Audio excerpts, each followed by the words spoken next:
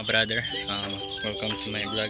So for today's video, no, update ko kayo sa sinet up nating wild guppy. Ito, yan, yung mga hinuli nating wild guppy ng nakarang video. So yung hinuli nating nakarang vlog natin ng mga wild guppy, nag-drop na yung isang female doon. So let's go. So yan brother, no, mga brother, yan ang ating wild guppy na hinanting natin. Ayan, may mga prey na, makita nyo yung prey. Ayan, prey. Ayan, may mga prey na. So nag-drop yung isang female. So bali tatlong male, isang female na habol nila.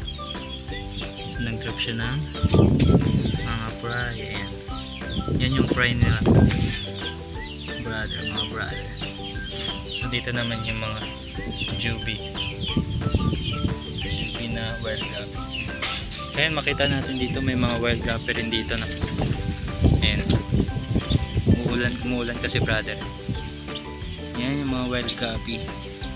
May na-spatan tayong mga wild guppy dito. Ayan, mga wild guppy yan.